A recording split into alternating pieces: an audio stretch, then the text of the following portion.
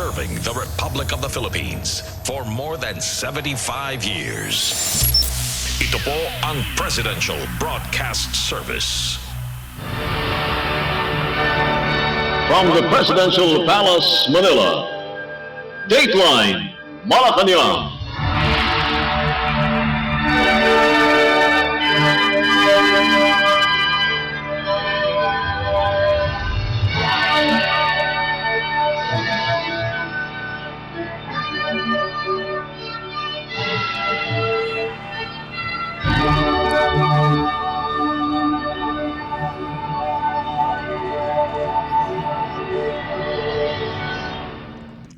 Good day.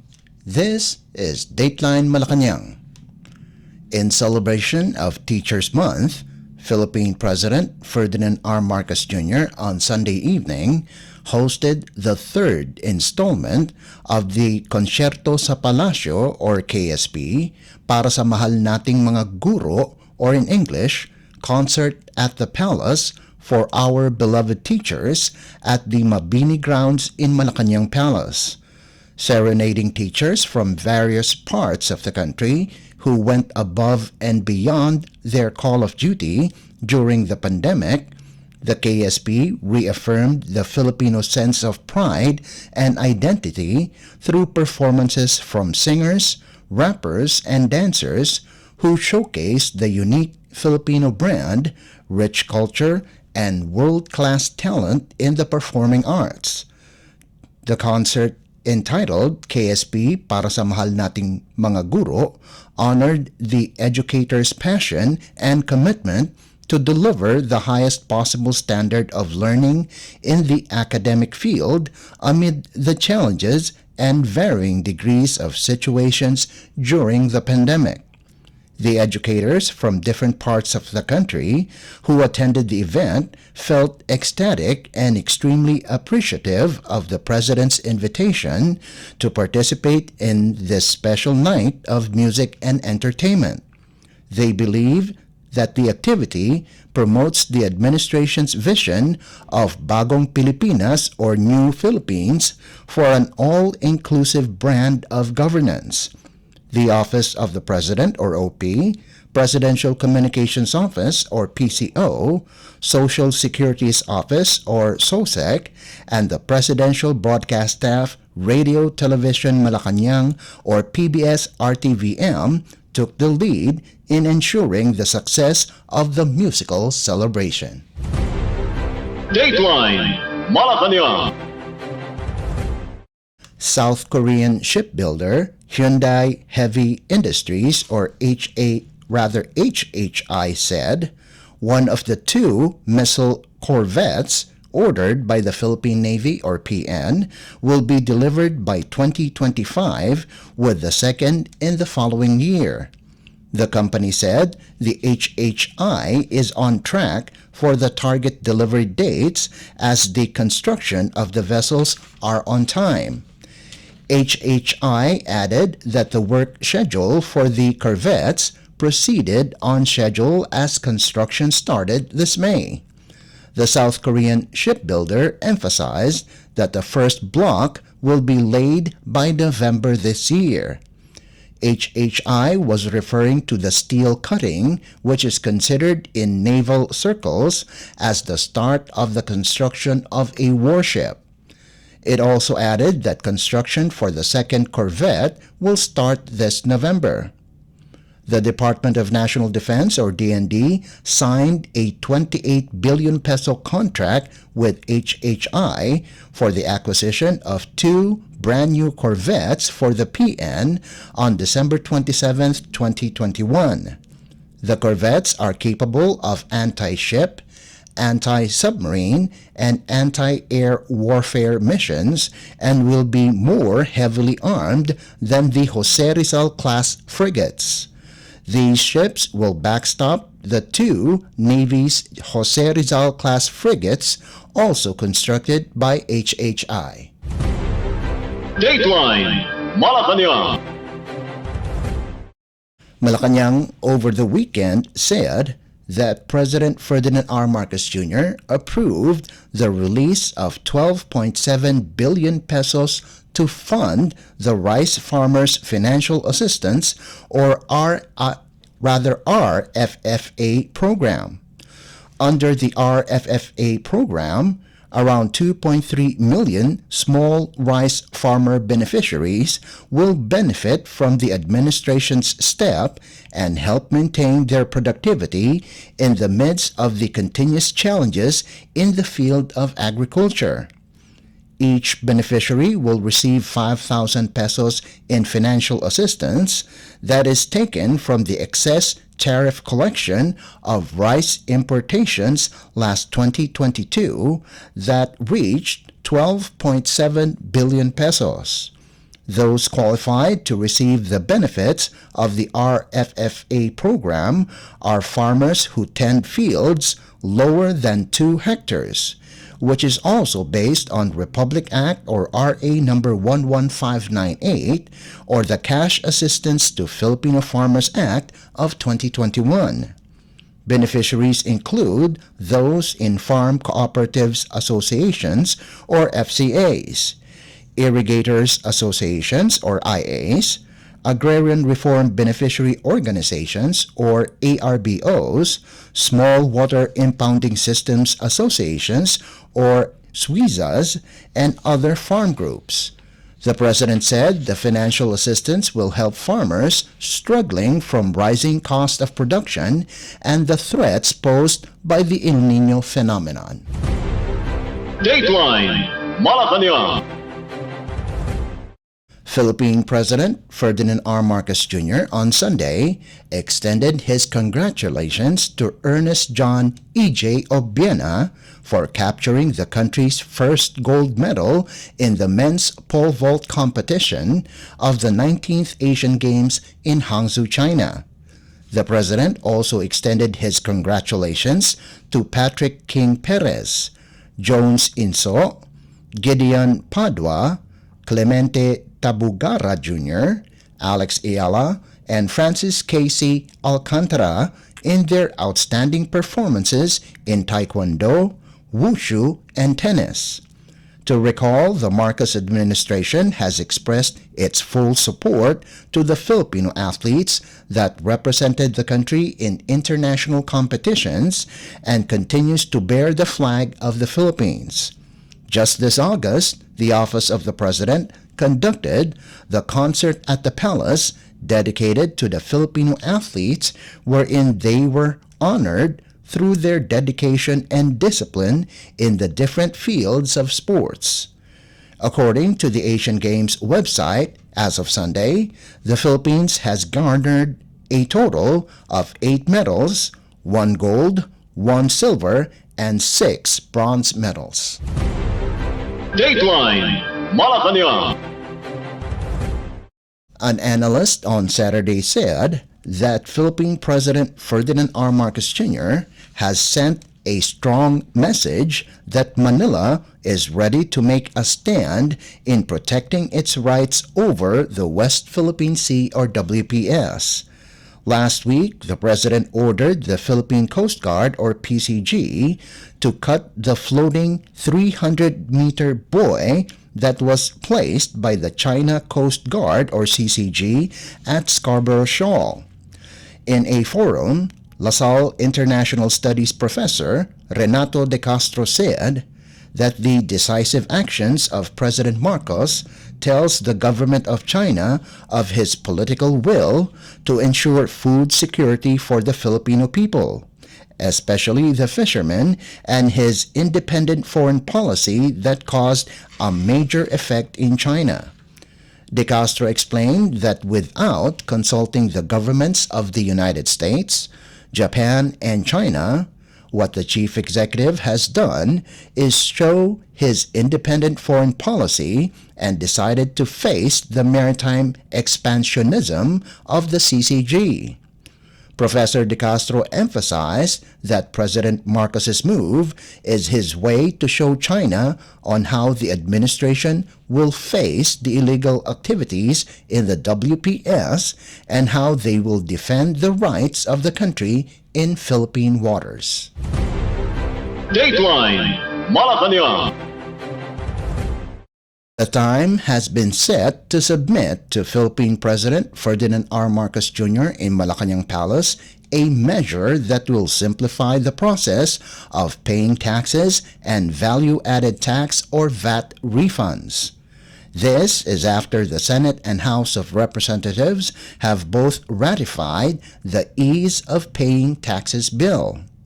According to House Ways and Means Committee Chair Joey Salceda, the said bill is considered the most pro-taxpayer reform that will be implemented by the government in a number of decades in the form of digitalizing the payment of taxes. Salceda said that this will drag the tax system out of the past century and into the internet age. The lawmaker added that the Philippines will now have a fully digital-ready tax system that caters to the global Filipino. Among the reforms that is promoted by the bill is the removal of the 500 peso registration fee, creation of the Micro, Small, and Medium Taxpayer Services at the Bureau of Internal Revenue for small businesses, permission of online transfer of registration, and exemption of overseas Filipino workers or OFWs to submit their income tax returns. Dateline Malacañang. The Canadian Navy frigate HMCS Vancouver has arrived in the Philippines to participate in the military drills between the Philippines and the United States this week. Commander Megan Coates, commanding officer of the HMCS Vancouver, said, "This is the first time for Canada to join the exercise Sama-Sama." In a press briefing, Coates said that the participation of Vancouver in the Sama-Sama drills is set to promote regional security cooperation, maintain and strengthen maritime partnerships, and enhance maritime interoperability. The Canadian Armed Forces members, she said, would participate in the medical, legal, women, peace, and security activities during the drill's shore phase. The vessel's sea phase participation, on the other hand, will focus on partner building, maritime domain awareness, search and rescue, and humanitarian and disaster relief operations, among others. Coates said this participation reflects Canada's commitment to increasing its engagement with regional partners and keeping the Indo-Pacific stable. The HMCS Vancouver is the third Royal Canadian Navy ship to visit the Philippines this year after the HMCS Ottawa and Naval Replenishment Unit MV Asterisk. This is also Vancouver's second deployment to the Philippines after a port visit in 2022. Sama-Sama, scheduled from October 2nd to the 13th, is a bilateral exercise between the United States Navy and the Philippine Navy to boost the latter's warfare capabilities for maritime security operations. Apart from Canada, the drills also involve Japan, Australia, France, and the United Kingdom through subject matter expert exchanges, or SMEEs, and humanitarian assistance and disaster response, or HADR, tabletop events. Indonesia and New Zealand will send observers. Dateline Malacañang. Philippine Economic Zone Authority, or PEZA, is hoping that more Chinese companies would invest in the country after the successful conclusion of the 20th China Association of Southeast Asian Nations, or ASEAN Expo, or CA Expo. According to PEZA Director General Tereso Panga, she is confident that this will attract more Chinese company investors in the country because of the Philippines' strong economy and its proactive investment promotion strategy. While at the Philippine Investment Forum in Canada, Philippine Ambassador to China Jaime Flor-Cruz reported higher interest of Chinese businessmen to do business in the country, in which more than $22 billion worth of strategic investments was pledged during President Ferdinand R. Marcos Jr.'s state visit there. According to Flor-Cruz, Chinese executives are enthusiastic in discussing investment opportunities in different industries in the Philippines. After the forum, a dialogue between Philippine officials and two big Chinese companies ensue, wherein a leading global provider for smart devices showed interest in expanding their presence in the Philippines, especially in the field of consumer electronics, while another company that is one of the biggest power generation groups in China is planning to engage in renewable energy projects in the country. PEZA's objective is to attract more investments in high-tech sectors and emerging technologies, including industrial manufacturing, transport, technology, media, telecommunications, and many others. At present, there are 164 registered Chinese projects or companies under PEZA, which is equivalent to 25.8 billion pesos in investments and has created more than 16,000 jobs. Dateline Malacañang. And finally, the Philippines Anti-Red Tape Authority, or ARTA, launched the Implementing Rules and Regulations, or IRR, of Executive Order, or EO number 32, series of 2023, or the streamlining the permitting process for the construction of telecommunications at internet infrastructure. According to ARTA Secretary Ernesto Perez, the IRR will give the correct implementation of EO number 32, while this will make the guidelines of the new regulation formal and standardized. This was done by the Technical Working Group, or TWG, which is headed by the Department of Information and Communications Technology, or DICT, along with members of the ARTA, Department of Public Works and Highways, or DPWH, National Telecommunications Commission, or NTC, and the Department of the Interior and Local Government, or DILG. Among the provisions of the IRR are the delineated requirements as well as the standardized processing period and assessment of fees. The duty of the ARTA on the IRR is focused on the delays of processing applications for government-issued licenses, clearances, permits, certifications, or authorizations. They will also monitor unresponsive government institutions and disclose any public official or representatives without valid reasons that prohibit or threaten telecommunication companies. It is ARTA's objective that each Filipino, regardless of location or situation, will experience equal access and gains brought about by modern communication technology. Dateline Malacañang. Before we conclude our program, we would like to invite everyone to come and visit our Facebook page at Radyo Pilipinas World Service. You will be able to hear and view our Filipino and English programs, including news updates here in the Philippines. Kindly subscribe, like, and share our posts as well. And that concludes this edition of Dateline Malacañang. For Radyo Pilipinas World Service, this is Leo Magpayo. Good day and stay safe. From the Presidential Palace, Manila, Dateline Malacañang.